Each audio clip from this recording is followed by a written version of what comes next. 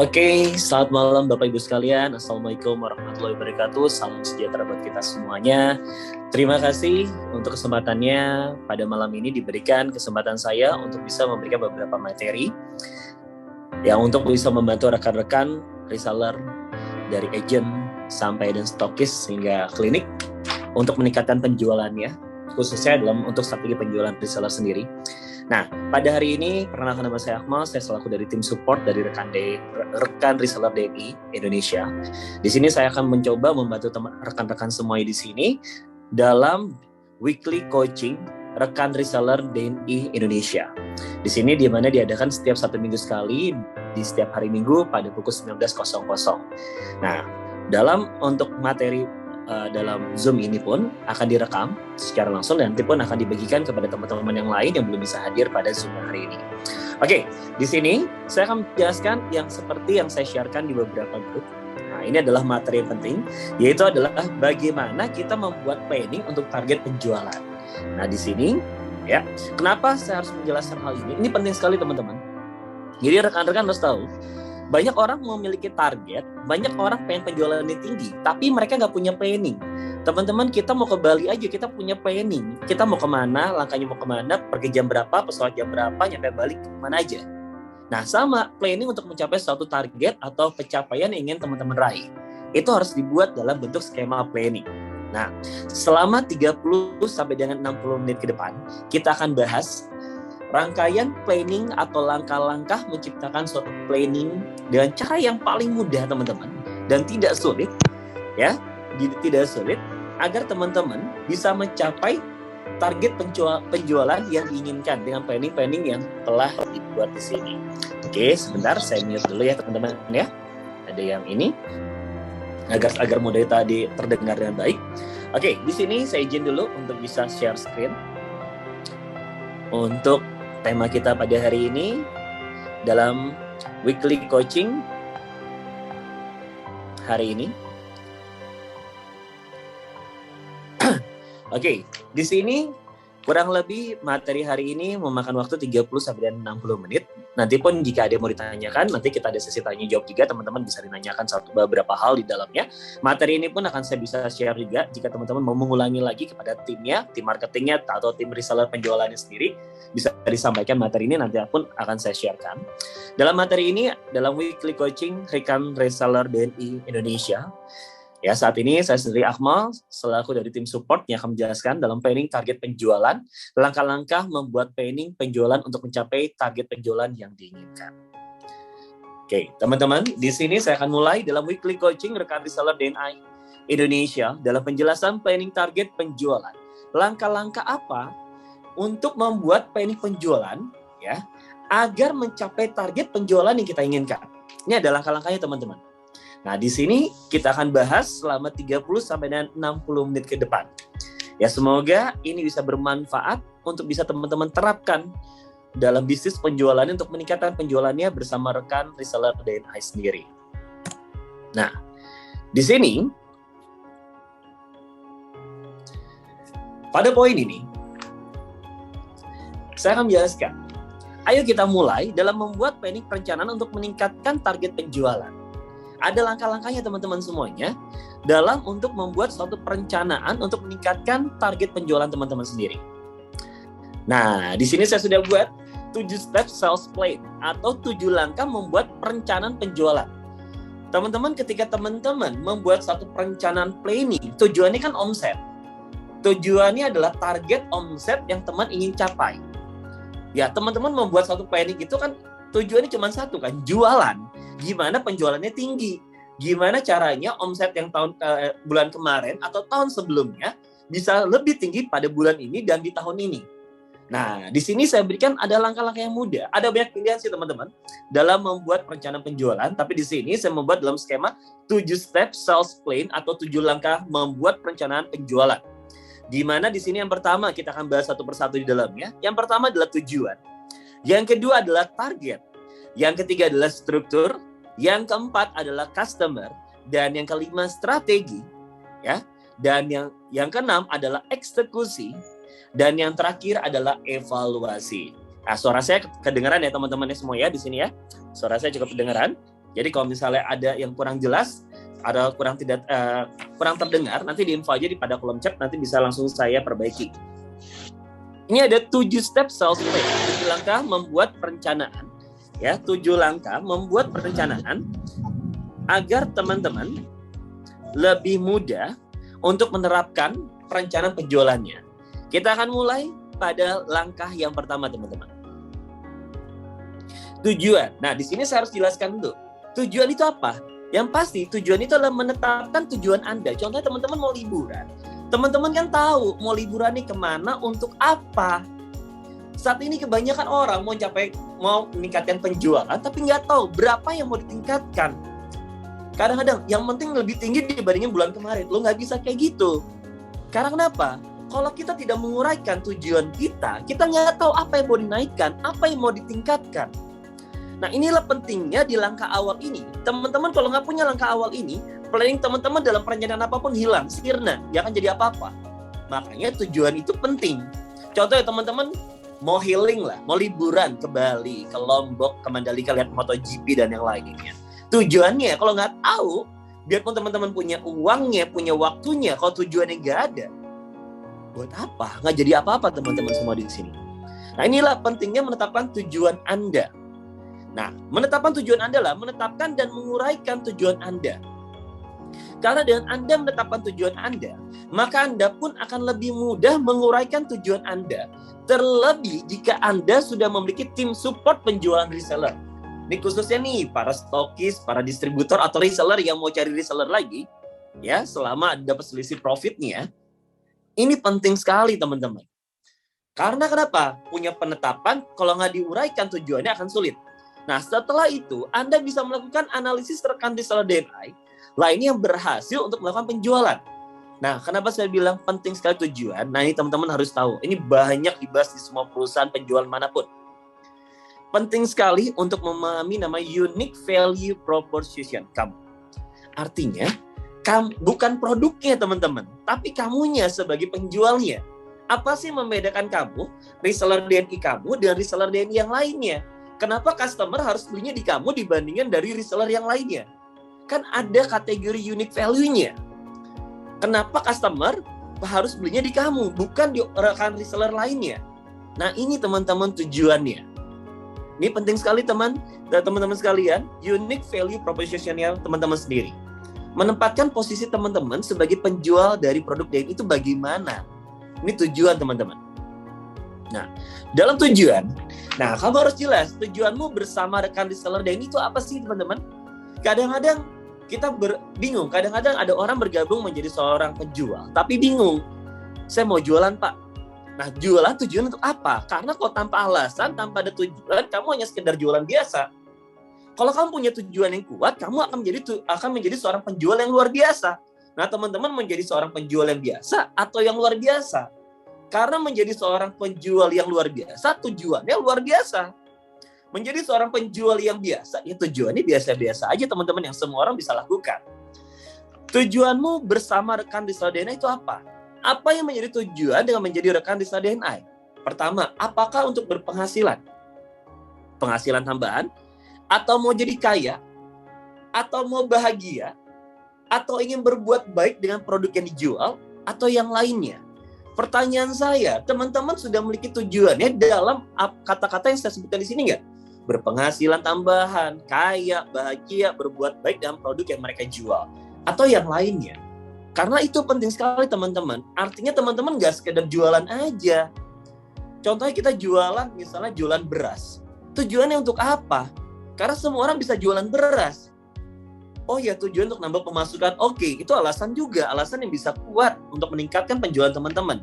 Oh, tujuannya untuk bantu nih para pembeli yang kesusahan nyari beras.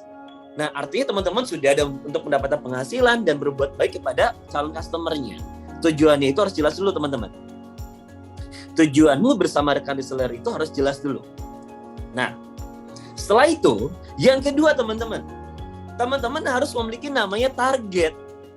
Tujuannya ada, beda ya teman-teman. Kalau target dan tujuan itu hal yang berbeda, biarpun depannya kata T.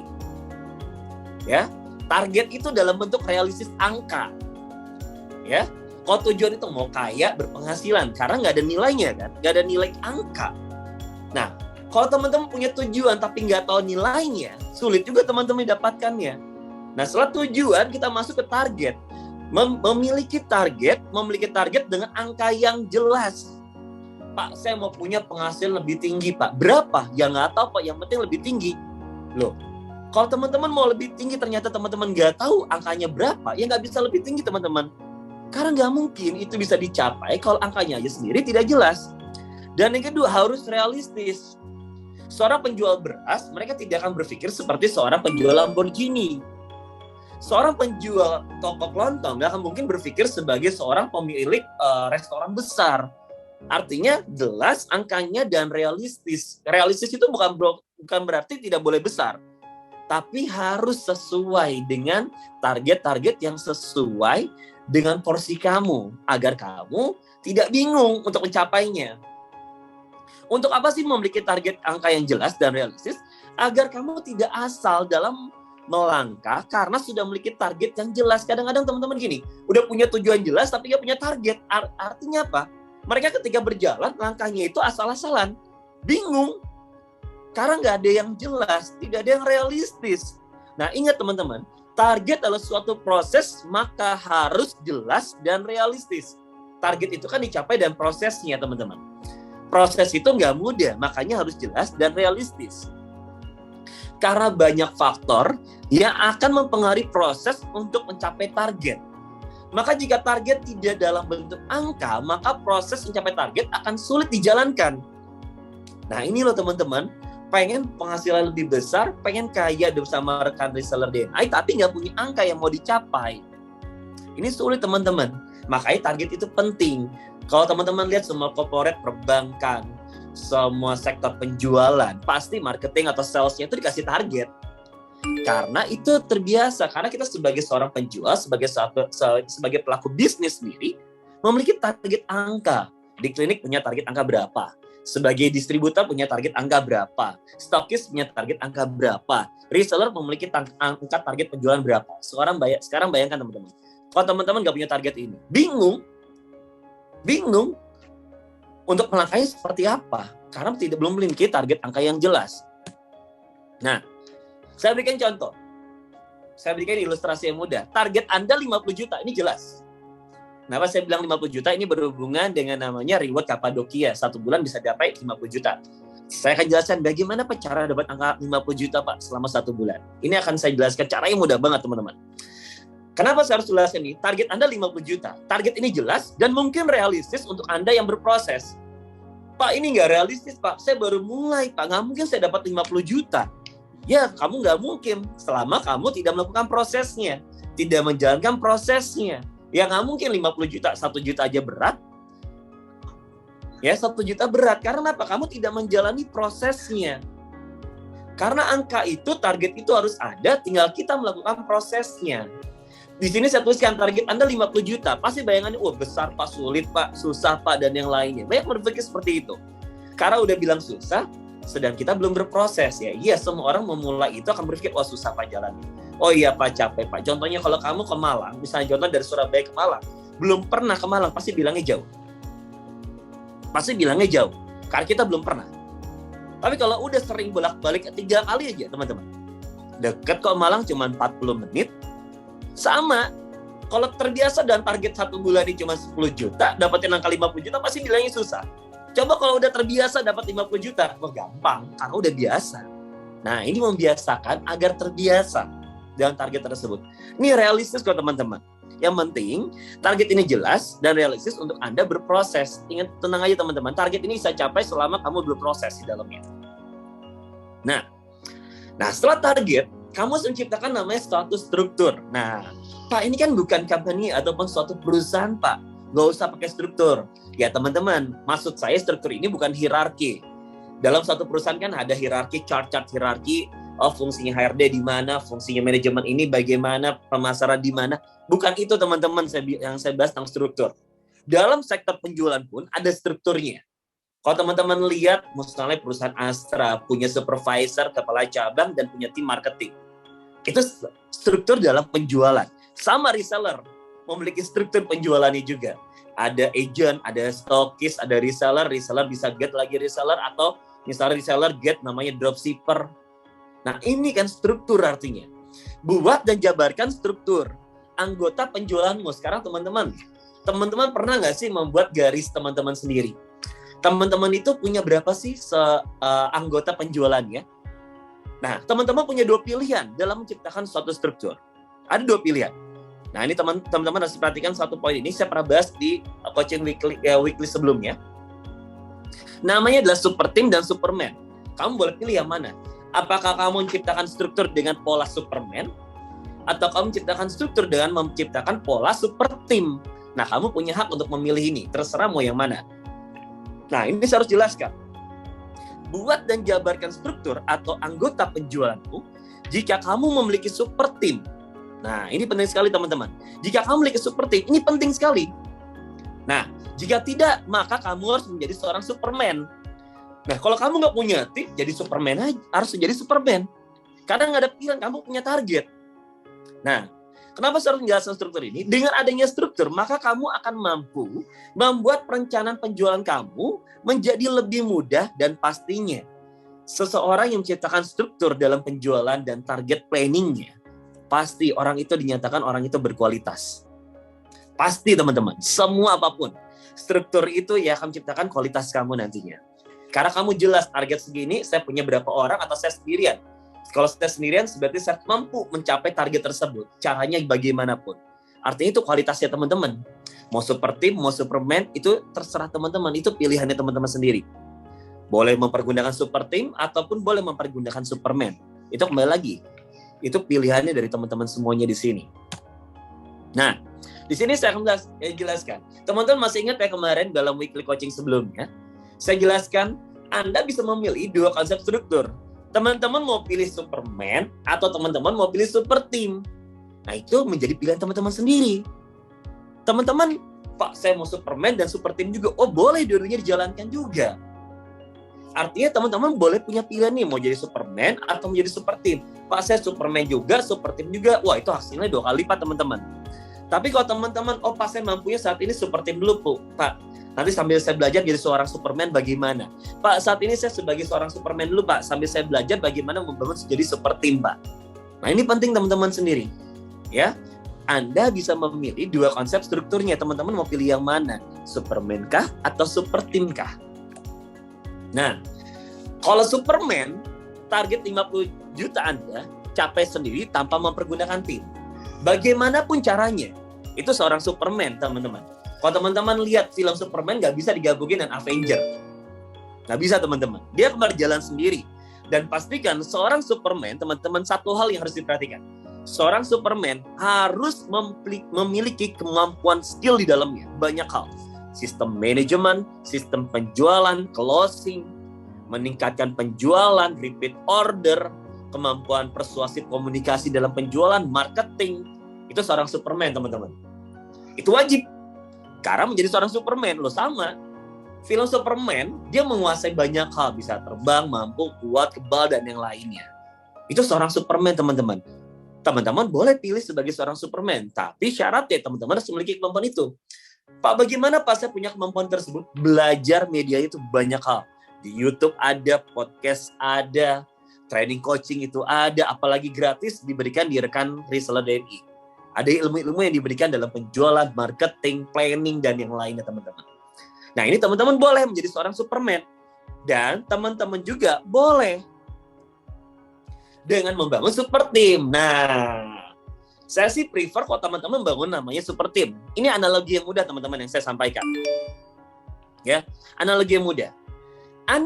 Contohnya Anda sebagai seorang reseller atau stokis dan distributor memiliki target untuk penjualan selama 1 bulan 50 juta, teman-teman. Kalau teman-teman sebagai super team, teman-teman harus mikirin gimana caranya nyampe 50 juta dengan cara sendiri.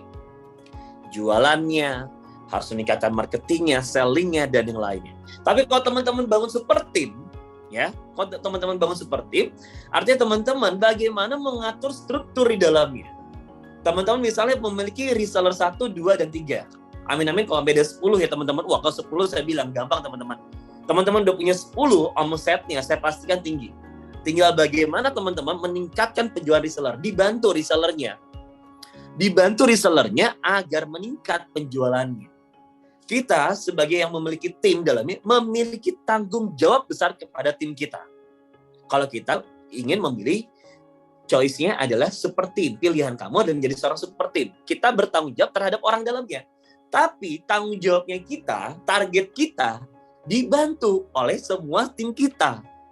Contohnya, kalau target teman-teman 50 juta, teman-teman bisa membagi porsi target teman-teman. 10 juta ke reseller 1, 10 juta reseller 2, 10 juta reseller 3, 20 juta adalah Anda. Atau terserah teman-teman. Atau teman-teman memiliki kemampuan teman-teman 30 juta, yang satu resellernya ada yang 10 juta, yang reseller 2 5 juta, reseller 3 5 juta. Nah, pola itu bisa berubah tergantung dari kondisi keadaan timnya teman-teman sendiri. Teman-teman yang bisa nilai. Tapi target Anda akan lebih mudah dengan teman-teman membangun namanya super team. Teman-teman, inilah kelebihan dalam sistem reseller, di mana reseller pun bisa get reseller selama mendapatkan selisih penjualan. Untuk apa sih reseller mengget reseller? Supaya target Anda lebih besar. Kalau Anda jualan sendiri cuma bisa jual 10 juta, kalau jadi 20 juta, kan udah jelaskan. Teknik duplikasi, bagaimana duplikasi kemampuan kamu diberikan kepada tim kamu. Yang kamu biasa dapat 10 juta, ketika kamu berhasil duplikasi, kamu omsetnya akan lebih dari 10 juta. Itu pasti hukumnya teman-teman. Itu udah pasti karena duplikasi. Entah itu di bulan pertama ketika duplikasi kepada timnya, masih 5 juta dulu, bulan kedua naik lagi 7,5 juta, bulan ketiga 10 juta. Nah, tinggal duplikasi terus teman-teman kepada resellernya sendiri. Saya menyarankan teman-teman semuanya membangun super timnya teman-teman agar target Anda tidak berat. Sebenarnya tidak ada target yang berat, karena berat cuma dipikirin, tidak dilakuin. Karena kenapa seperti yang saya sampaikan teman-teman, target kalau Anda pikir 50 juta itu berat karena Anda pikirkan cuma 1 hari, sedangkan target 50 juta 30 hari. Beban itu dibagi 30. Udah 30 dibagi lagi dengan timnya. Nah, akhirnya jadi ringan. Contohnya teman-teman, saya berikan contoh lah. Yang lagi rame, yang lagi sedang mau value perusahaannya tinggi, close the door, jadi co-booster. Dia nggak bisa kerja sendiri teman-teman. Value nilai corporate-nya sendiri nyampe angka 1 triliun sampai diinvest dari Rudy Salim. Sekitar berapa ratus miliar. Nah, di situ menyatakan teman-teman, jadi co-booster nggak bisa bangun close the door sendirian. Mereka harus memiliki namanya super team. Nah, sama teman-teman memiliki target yang besar, bangunlah super teamnya. Karena akan lebih mudah, target Anda lebih besar terus-menerus, karena terbantu dengan adanya super team. Terlebih Anda handal dalam melakukan penjualan juga. Udah super teamnya handal, Anda pun handal dalam melakukan penjualan. Bayangkan omsetnya berkali-kali lipat teman-teman. Jadi kalau dikasih challenge, langsung diambil. Jadi rata-rata, misalnya para reseller, stokis, distributor yang mencapai target, adalah reseller atau stokis dan distributor yang mampu melakukan namanya duplikasi dan memiliki tim di dalamnya. Karena kenapa? Targetnya akan lebih mudah. Dengan adanya tim, target lebih mudah teman-teman. Ya, banyak brand itu semua memiliki tim teman-teman. Ini penting sekali, maka saya harus jelaskan. Nah, ketika teman-teman memiliki namanya struktur di dalamnya, waktunya teman-teman menetapkan target customer. Nah, ini yang mau saya bahas yang kemarin telah saya sampaikan kepada teman-teman. Menetapkan target customer atau membuat target customer-mu. Teman-teman punya target kan? Nah, customer gini, Pak, kan seharusnya yang beli produk DN itu bisa semua orang. Benar teman-teman, semua orang bisa memilih, bisa membeli produk DN, semua bisa. Tapi teman-teman rubah cara pikirnya. Bukannya produknya bisa teman-teman berpikir sebagai penjual yang bisa dibeli oleh semua orang. Jangan. Teman-teman harus berpikir bagaimana saya memiliki target customer saya, bahwa target customer saya itu target saya. Teman-teman nggak bisa mencakup Indonesia. Contohnya ketika teman-teman beriklan ads di Indonesia. Coba teman-teman sekarang saya tanya. Kalau yang pernah ads di Indonesia, coba ads di Indonesia, budgetnya berapa teman-teman? Corporate mana yang mampu pakai ads se-Indonesia dan menjangkau semua warga Indonesia selama 1 bulan? Itu bisa berapa miliar teman-teman? Dengan ads di IG. Berapa miliar loh teman-teman? Silakan boleh dicek. Tidak ada satupun corporate yang mampu melakukan langsung mentargetkan semua customer untuk semua orang. Nggak ada. Gojek dan yang lain itu nggak bisa, biarpun nilai value perusahaannya 400 triliun. Gak bisa seperti itu. Mereka memiliki target customer-nya. Mereka tahu, oh ya target customer-nya ini dulu. Entah itu target yang bukan targetnya, mau beli ya silakan. Itu jadi nilai plus namanya. Tapi kamu punya target customer kamu. Untuk mempermudah kamu dan menarikan produk yang akan kamu jual kepada siapa. Supaya nggak bingung, ini produk saya dijual ke siapa ya? Supaya teman-teman nggak bingung di situ.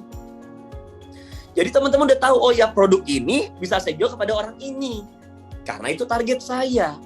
Dan hal ini akan membuat proses penjualanmu lebih maksimal. Jadi teman-teman ketika jualan, itu lebih maksimal karena sudah punya target customer-nya. Jadi nggak asal untuk banyak customer, biarpun produk ini bisa dipergunakan oleh seluruh customer. Produk ini memang benar bisa dipakai oleh seluruh customer, tapi kita sebagai penjual produk tidak boleh berpikir seperti itu. Kita harus balik, biarkan customer berpikir seperti itu, tapi kita memiliki target customer. Biarpun customer yang bukan menjadi target kita membeli produk kita, itu nilai plusnya. Nah, karena ini penting teman-teman, target customer kamu. Mungkin bisa aja targetmu kepada semua orang, tapi akan membuang waktu kamu untuk berproses mencapai target penjualan. Teman-teman beriklan ads se-Indonesia, itu buang waktunya banyak. Karena nggak mungkin langsung bisa kena semua Indonesia. Dan yang kedua, selain waktu, cost-nya berapa teman-teman bayangkan? Pembeliannya berapa, cost-nya berapa? Karena kita nggak punya target customer-nya. Sedangkan ads itu kan ada target usia, nomor untuk handphone, Android atau iPhone, itu udah dijelaskan. Di dalam Instagram, TikTok, itu dijelaskan kamu tidak bisa menjangkau semuanya. Biarpun mereka memberikan kesempatan kamu untuk bisa membeli choice itu. Untuk bisa memilih untuk target seluruh Indonesia. Tapi mereka udah dijelaskan. Lebih maksimal kamu memiliki target customer kamu. Itu dijelaskan di semua platform penjualan apapun. Instagram, Shopee, Tokopedia, sampai dengan di TikTok. Semua dijelaskan ada target spesifik. Karena kamu harus memiliki target spesifik customer kamu agar kamu lebih mudah menghubungkan nih. Nah ini penting teman-teman. Makanya saya bilang menetapkan target customer itu penting sekali. Karena teman-teman kan mau jual produk misalnya produk dari DNI sendiri. Nah teman-teman yang udah tahu dong ciri-ciri produknya teman-teman itu seperti apa nih yang teman-teman jual. Nah pertanyaan saya, kalau kamu udah tahu, teman-teman udah tahu ciri-ciri produknya, pertanyaan saya adalah satu, kira-kira customer mana yang butuh produk ini? Itulah target kamu. Tidak mungkin semua orang, biarpun ini bisa semua orang beli. Nah, untuk menghubungkan, oh ya produk ini unggulnya di sini. Oh ya kebutuhan customer di sini dan target saya itu. Nah, teman-teman bisa masuk di dalamnya. Betapa pentingnya menetapkan target customer di sini, teman-teman. Nah, ini yang paling penting di poin nomor 4, menetapkan target customer. Nah, di sini saya akan jelaskan nih teman-teman yang kemarin saya sampaikan di dalam coaching weekly rekan reseller DNA sebelumnya, ya. Bagaimana menentukan produk yang akan kamu jual kepada customer? Kita bicara tentang namanya kebutuhan, needs customer. Ada 3 poin, ya. Sebenarnya kebutuhan customer banyak teman-teman, tapi sebenarnya cuma 3. Kebutuhan customer itu sebenarnya cuma 3. Teman-teman kalau belajar dalam marketing penjualan apapun, pasti cuma 3. Solusi, hobi, dan tren. Kalau teman-teman mau lihat customer itu seperti apa, customer itu cuma ada 3 karakternya. Customer yang suka dengan solusi, customer yang selalu mengikuti hobinya, dan yang ketiga, customer yang selalu ngikutin tren. Itu marketnya di situ. Nggak ada lagi market yang lain, teman-teman. Nah, semua hal ini masuk dalam kebutuhan, needs customer. Nah, pertanyaan saya, teman-teman kan udah punya target customer-nya. Nah, pertanyaan saya, dari target customer ini, kira-kira kebutuhannya di mana? Apakah di solusi kah? Apakah produk ini, ciri-cirinya masuk dalam solusi target customer kamu? Apakah target customer kamu memiliki hobi sesuai dengan ciri-ciri dari produk yang kamu jual? Nah, yang ketiga, apakah customer kamu menyukai tren dari produk yang kamu jual? Nah, ini kebutuhan needs customer sendiri. Ini kebutuhan customer. Nah, nanti teman-teman bisa mengatur skema dalam melakukan penjualan seperti apa. Kebutuhan atau needs customer ini penting sekali. Solusi, hobi, dan tren. Nah, di sini saya akan jelaskan. Saya jelaskan poin-poinnya dulu, teman-teman. Karena kalau menjelaskan secara spesifik, waktunya masih banyak, pasti panjang banget. Nah, di sini saya akan jelaskan. Kebutuhan pembeli needs customer berdasarkan poin yang pertama namanya adalah solusi. Nah, ini solusi.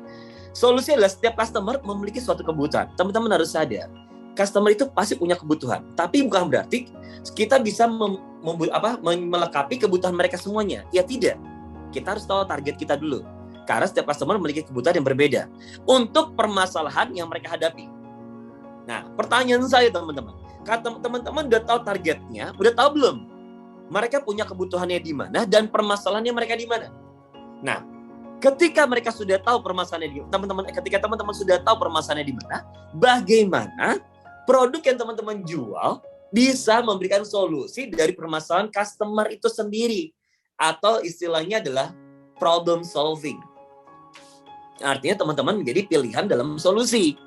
Contohnya teman-teman mau jual produk jerawat, ya carinya jangan orang yang mau kulitnya glowing, karena nggak masuk. Karena solusinya dia adalah cariin jerawat. Nah, itulah target namanya teman-teman. Harus spesifik. Iklan misalnya ads. Teman-teman mau ads, misalnya ads targetnya teman-teman, misalnya adalah usia 16 sampai dengan 23 tahun. Tapi yang dijual, ada yang ditarget promosikan adalah produk untuk melasma. Kan nggak masuk teman-teman. Nah, ini kan target customer ini harus jelas. Kira-kira teman-teman ketika promosi, masuk gak di solusi dari permasalahan target customer sendiri? Kalau nggak masuk, ya dirubah promosinya. Yang kedua adalah hobi. Setiap customer memiliki suatu hobi. Contohnya laki-laki punya hobi misalnya mobil, main RC, terus misalnya dia main motor dan yang lainnya. Banyak. Perempuan hobinya ke salon, perawatan, treatment, ke klinik. Kan memiliki hobi. Suka arisan atau yang lainnya. Mereka memiliki banyak hobi customer ini. Pertanyaannya, teman-teman tahu nggak target customer ini hobinya di mana? Karena kenapa? Sesuatu yang mereka sukai dan ditekuni. Dan bagaimana kita mampu menjadikan produk kita menjadi pilihan dari hobi customer tersebut. Teman-teman, hobinya misalnya target customer teman-teman misalnya yang wanita yang sosialita, tahu dong, mereka tuh punya hobi dong. Hobinya apa? Ketika ketemuan, wah suka disebutin, wah kulit kamu nambah glowing ya. Nah, itu kan pertanyaan yang mereka sering temukan. Laki-laki ketika ketemu, wah kamu sering nongkrong di luar, main adventure dan yang lain, tapi kok kulitnya kok bisa dijaga? Nah, itu laki-laki. Nah, artinya mereka memiliki hobi. Nah, bagaimana produk kita bisa masuk menjadi pilihan dari hobinya mereka? Itu untuk kebutuhan pembeli yang kedua adalah berdasarkan dari hobi. Mohon maaf teman-teman, iPad saya jatuh, sebentar ya. Dan selanjutnya, permisi. Oke, mohon maaf ya, tadi jatuh untuk ininya. iPad saya ulangi. Dan yang selanjutnya adalah tren. Dalam tren, setiap customer di era saat ini sering mengikuti namanya perkembangan zaman, teman-teman. Atau mengikuti tren yang ada saat ini. Kalau teman-teman lihat di TikTok, di IG, terus di banyak akun-akun media sosial lainnya. Nah, mereka selalu ngikutin tren nih. Oh, trennya apa sih saat ini? Kalau teman-teman mau lihat nih tren di dunia, lihatnya di Pinterest. Itu banyak tren-trennya. Kira-kira di Pinterest itu apa, baru nanti masuk Instagram biasanya. Konsep-konsep dalam kebutuhan misalnya barang apapun itu selalu banyak di Pinterest dulu, biasanya baru bisa masuk di bagian namanya di IG atau di TikTok sendiri. Bisa dilihat di situ. Kira-kira yang tren di luar negeri apa sih? Nah, nanti kan akan masuk Indonesia kan 2 bulan atau 3 bulan kemudian baru masuk Indonesia. Karena kenapa? Customer di era sekarang ini unik, teman-teman. Apalagi kita menghadapi customer ini era milenial, era Gen Z. Nih unik ya, teman-teman. Milenial dan Gen Z itu beda. Targetnya kita sebenarnya, teman-teman, kalau mau target terbesar itu ada di Gen Z dan Gen milenial. Gen Z itu paling besar 27,23%. Jumlah penduduk Indonesia adalah Gen Z yang berusia dari tahun 1995 ke atas. Artinya itu kalau 95 ke atas itu usia mereka rata-rata di sekitar 23 ke atas. Nah, kalau milenial itu ya seperti usia saya tahun 86 ke atas. Nah, itu target paling besar. Di mana Gen Z itu market yang paling besar atau market leader saat ini untuk customer sendiri. Untuk Gen Z itu adalah 27, berapa persen, dan yang kedua adalah milenial. Nah, targetnya teman-teman Gen Z dan milenial ini suka ngikutin tren. Beda ya, kalau targetnya misalnya teman-teman nyari ibu-ibu, mereka suka tren juga, tapi trennya ketika ketemu arisan. Baru mereka tahu. Baru mereka ngikutin. Tapi kalau mereka nggak arisan, mereka biasanya nggak ngikutin teman-teman. Nah, ini teman-teman harus perhatikan. Nah, suatu customer di era saat ini yang sering mengikuti perkembangan zaman atau tren untuk memilih suatu hal atau barang yang akan mereka miliki. Dan bagaimana produk kita bisa masuk dalam tren yang membuat customer membeli produk kita. Artinya gini teman-teman, mereka mengikuti tren tentang namanya kebutuhan kulit. Pertanyaannya, kira-kira produk yang teman-teman jual atau teman-teman sebagai penjual masuk gak dalam kebutuhan trennya dia? Contohnya, mereka memang lihat, oh mereka perlu produk DNI. Tapi pertanyaan saya, yang jual DNI kan gak cuma satu teman-teman. Bagaimana teman-teman bisa menjadi pilihan mereka? Nah, 3 poin ini menjadi kebutuhan customer atau need customer. Jadi teman-teman mohon diperhatikan, target customer teman-teman tidak akan bisa tercapai kalau teman-teman tidak menulis dalam 3 poin. Solusi, hobi, dan tren. Karena kenapa? Setiap target customer seseorang berbeda, biarpun produknya sama. Saya pastikan teman-teman, boleh lihat dimanapun, di brand manapun. Produknya sama dijual, tapi target customer mereka beda-beda, unik-unik. Nah, itulah kelebihan. Karena setiap penjual, seorang pebisnis atau penjual yang lainnya, memiliki kriteria calon pembelinya mereka sendiri, biarpun ada pembeli di luar dari kriterianya dia. Nah, ini kebutuhan pembeli atau needs customer sendiri, teman-teman. Oke. Dan selanjutnya, yang kelima adalah strategi. Nah, di sini saya akan jelaskan nih, penting sekali.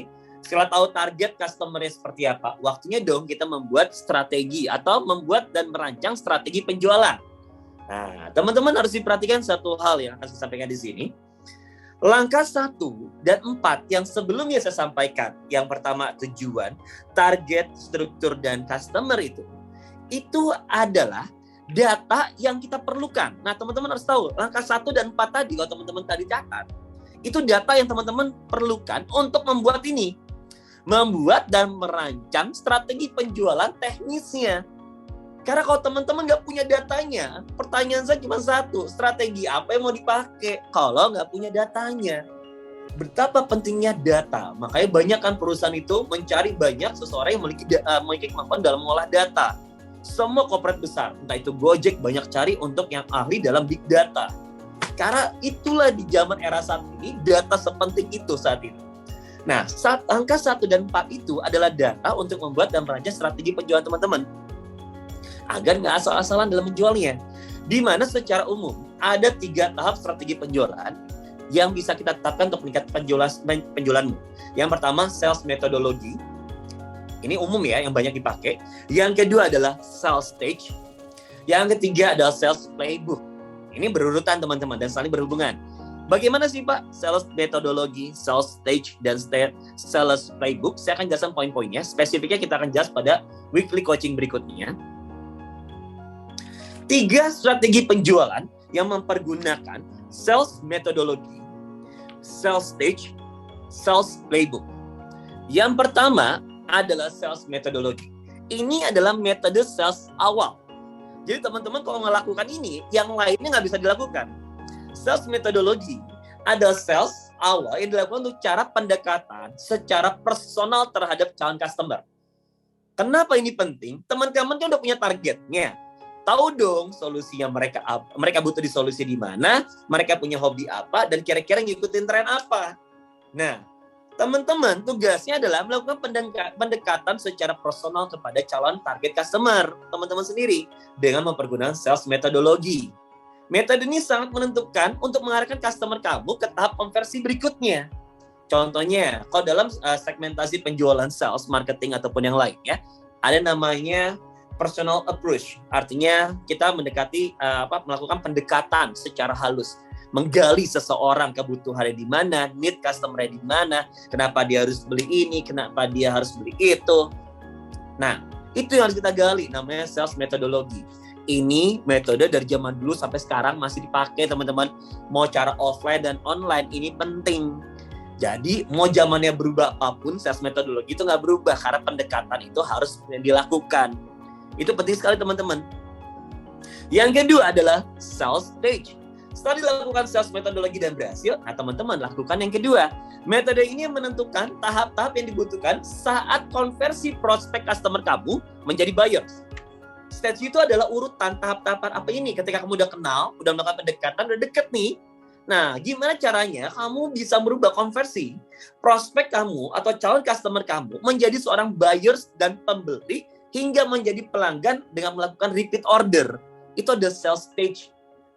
Jadi ada urutan tahapannya. Dan yang terakhir adalah sales playbook. Metode ini untuk menduplikasi tahapan-tahapan dalam sales proses atau proses penjualan kepada customer. Artinya, playbook itu adalah satu catatan keberhasilan penjualan teman-teman hingga dia menjadi repeat order yang dilakukan kepada customer berikutnya. Jadi ini adalah metode duplikasi ada di sales playbook. 3 hal ini dalam strategi penjualan perlu, entah ini di zamannya era digital atau dengan mempergunakan door to door secara offline. Kalau nggak ada ini, penjualannya nggak akan meningkat, targetnya percuma. Di mana personal itu penting, teman-teman kan kalau menjual offline ataupun jual online kan deketin dulu, entah itu keluarga, teman ataupun yang lainnya. Sales metodologi, sales stage, dan sales playbook. Saya bisa menjelaskan karenanya dulu. Nanti spesifik kita akan bahas dalam coaching weekly berikutnya, ya. Dan yang keenam, belum yang terakhir ya teman-teman ya, adalah membuat rencana eksekusi. Semua data-data yang kamu perlukan sudah kamu miliki pada langkah 1 dan 4. Itu udah kamu punya kan data-datanya. Dan strategi penjualan apa yang akan kamu gunakan sudah kamu siapkan pada langkah kelima sebelum eksekusi. Nah, perencanaanmu semakin matang pertanyaannya. Benar kan? Semakin matang, data sudah punya, strategi penjualan sudah ada. Sudah matang nih teman-teman. Saatnya kamu melakukan namanya eksekusi dari semua perencanaan yang sudah kamu buat. Artinya teman-teman gini, datanya sudah punya, tanpa strategi, datanya sudah ada, strategi sudah ada, tapi tanpa eksekusi percuma. Itu dinamakan namanya halu. Halu itu artinya apa? Kita berekspektasi besar dan data yang kita miliki dan strategi, tapi tanpa eksekusi. Artinya kamu cuma punya ilmu, tapi tidak melakukan prakteknya. Ini yang sering terjadi kesalahannya teman-teman. Jadi artinya punya ilmu tanpa eksekusi percuma. Eksekusi tanpa ilmu pun bukan berarti percuma, tapi tidak akan maksimal. Jadi itulah pentingnya ilmu dan eksekusi. Harus saling berdampingan teman-teman. Dan dalam suatu eksekusi atau action, kamu harus menentukan kapan untuk memulai dengan membuat, teman-teman, deadline atau dikenal dengan namanya action plan. Nah, eksekusi plan-nya, perencanaan eksekusinya seperti apa? Nah, ini penting. Pak, bagaimana Pak cara membuat deadline atau action plan, Pak? Nah, untuk action plan di sini, saya akan jelaskan kepada teman-teman. Di sini saya berikan ada banyak pilihan. Nanti pun saya akan berikan dalam bentuk form untuk action plan seorang reseller. Tapi di sini saya berikan gambarannya kepada teman-teman ya. Saya berikan ada 3 contoh action plan. Nah, teman-teman bisa menjadi gambarannya, biarpun nanti saya akan buatkan action plan untuk seorang reseller itu seperti apa. Nah, ini gambarannya ya teman-teman ya, jadi nanti bisa diinfokan kepada teman-teman resellernya yang belum bisa bergabung pada malam ini.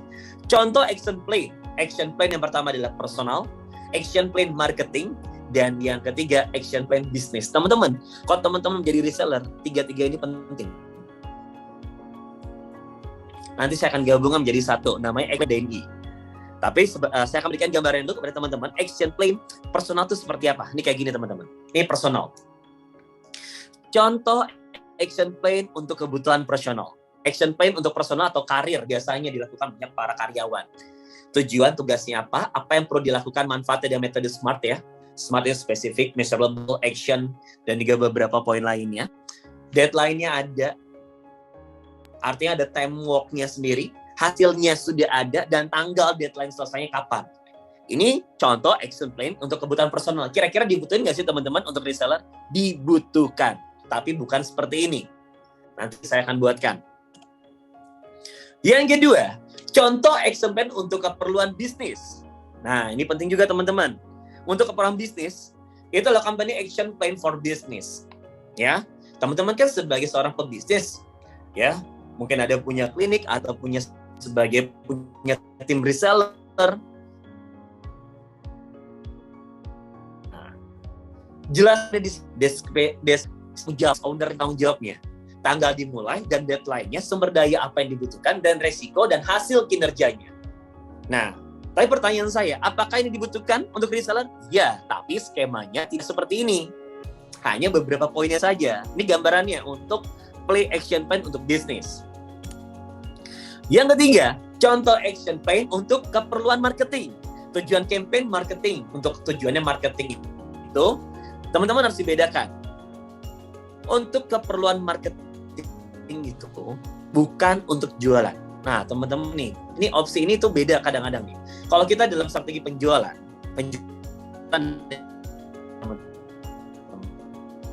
marketing itu teman-teman, cara pemasaran. Kalau kita bicara penjualan, namanya strategi selling. Nah, ini dua kategori yang berbeda karena kebutuhannya beda.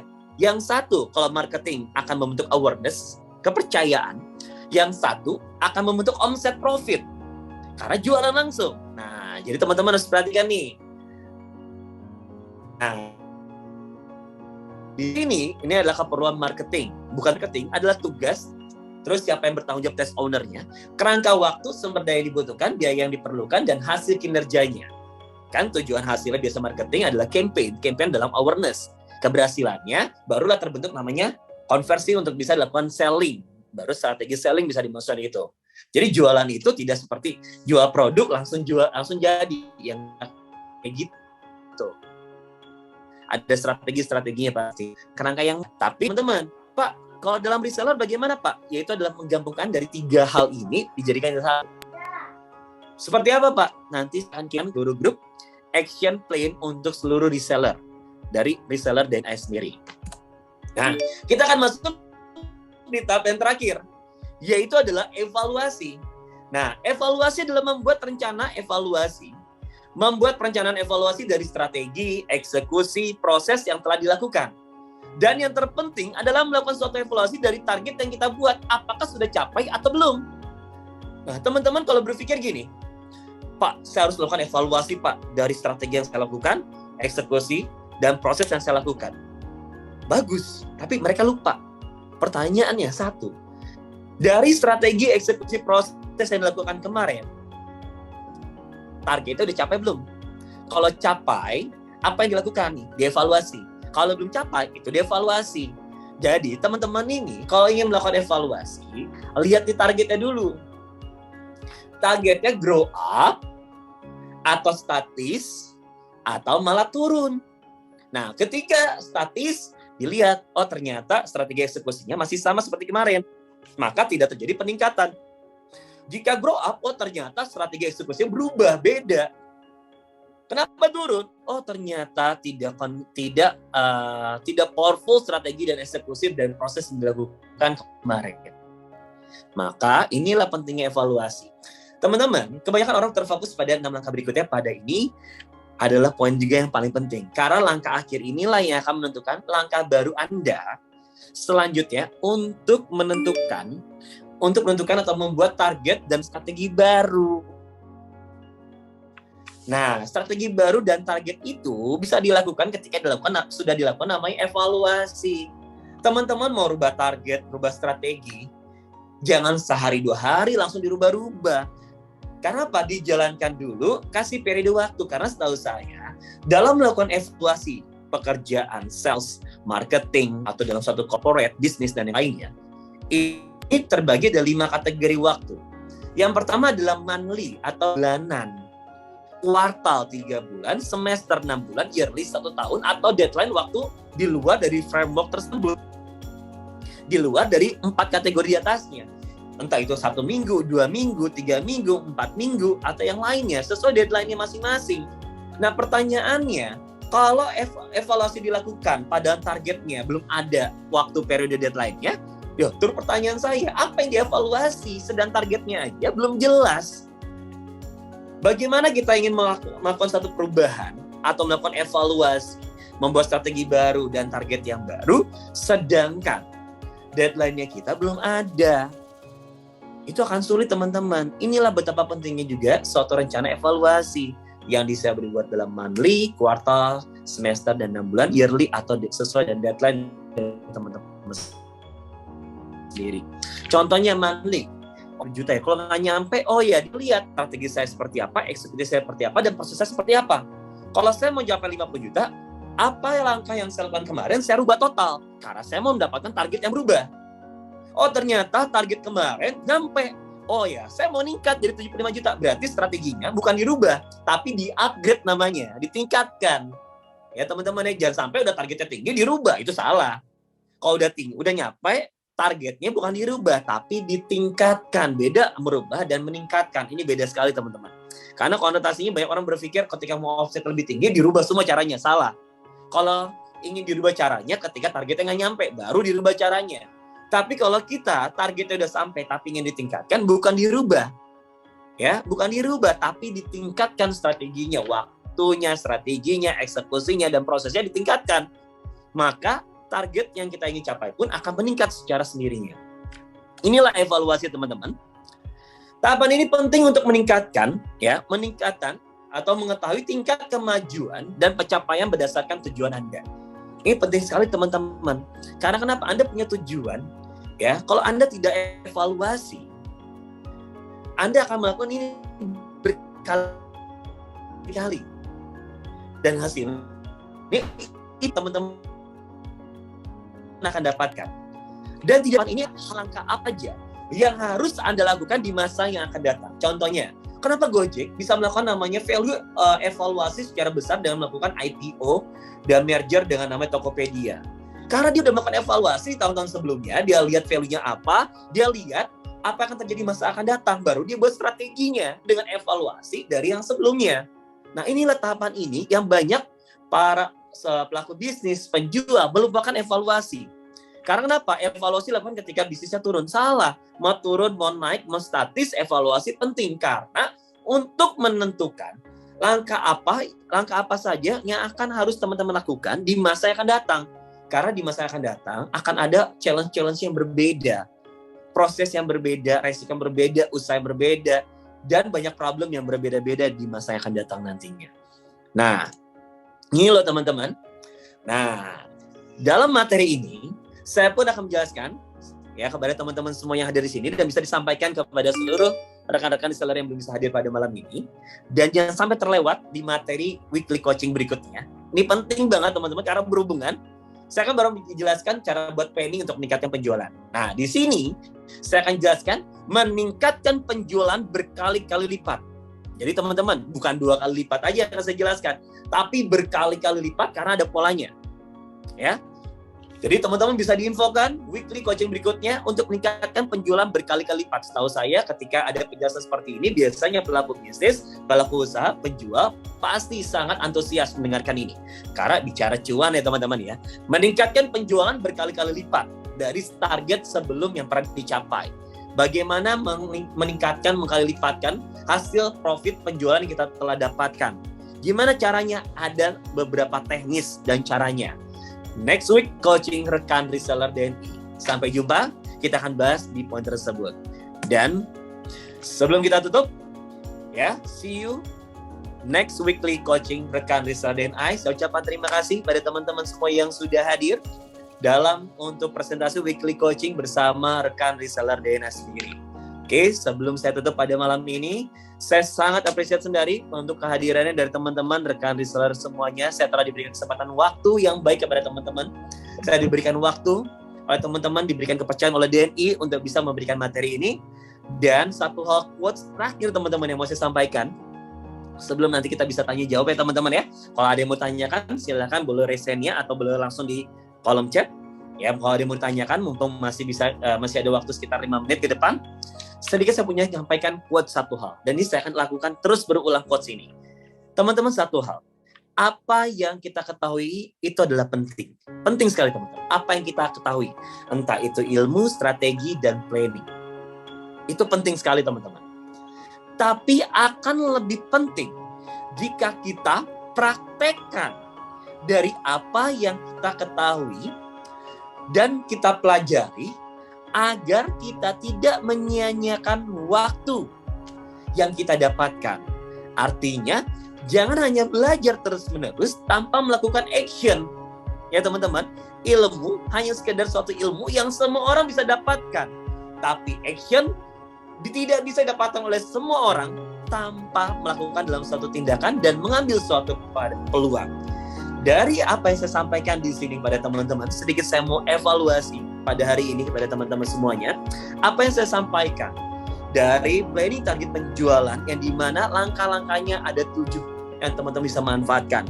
Yaitu adalah yang pertama, untuk melakukan peningkatan penjualan, teman-teman, ya ini saya rangkum jadikan satu, harus menciptakan satu tujuan, ya. Tujuan teman-teman untuk apa sih? Berpenghasilan tambahan, kaya, bahagia, atau berbuat baik dan banyak orang. Yang kedua, target teman-teman harus jelas dan realistis, angkanya harus ada. Yang ketiga, teman-teman harus memiliki struktur, entah itu teman-teman mempergunakan metode Superman atau Super Team, ya teman-teman, itu bisa dilakukan. Dan yang keempat, teman-teman harus punya target customer ya teman-teman sendiri, atau mengatakan need customer. Teman-teman punya target, tahu nih kebutuhan atau apa sih yang dibutuhkan dari customer teman-teman sendiri. Berdasarkan 3 poin, solusi, hobi, dan tren. Dan yang kelima adalah bicara strategi. Apa sih strategi teman-teman untuk bisa mendapatkan customer yang menjadi targetnya teman-teman? Ada 3 poinnya yang saling berhubungan, sales metodologi. Urutan pertama dengan melakukan pendekatan. Yang kedua adalah sales stage, merubah dari prospek menjadi konversi jadi penjualan. Dan yang kelima adalah sales playbook, melakukan duplikasi cara yang awal ke customer yang berbeda. Itu yang penting. Dan yang keenam, semua itu tidak akan terlihat penting kalau teman-teman tanpa ada melakukan action. Nah, itu saya bilang eksekusi. Yang terbagi dengan membuat satu action plan, ada personal, marketing, dan bisnis. Nanti akan saya buatkan, saya akan bantu buatkan untuk membuat action plan untuk reseller sendiri. Dan yang terakhir, tidak kalah pentingnya namanya adalah suatu evaluasi. Kenapa saya bilang tidak kalah pentingnya suatu evaluasi pada hari ini? Ya, karena tahap ini yang harus teman-teman perhatikan. Karena kenapa? Hal ini menjadi suatu manfaat yang besar untuk teman-teman membuat suatu strategi atau langkah-langkah yang baru di masa yang akan datang, karena kita tidak akan mengetahui apa yang akan terjadi di masa akan datang tanpa kita melakukan namanya suatu evaluasi untuk meningkatkan pencapaian yang ingin kita raih. Sekian dari saya pada hari ini. Terima kasih telah diberikan kesempatan dalam weekly coaching pada hari ini dalam penjelasan rekan reseller dari DNS sendiri. Semoga materi yang saya jelaskan pada ini bermanfaat untuk semua teman-teman yang ada di sini. Semoga apa yang saya sampaikan bisa tersalurkan dengan baik dan semoga bisa dipraktekkan oleh teman-teman semua yang ada di sini. Oke,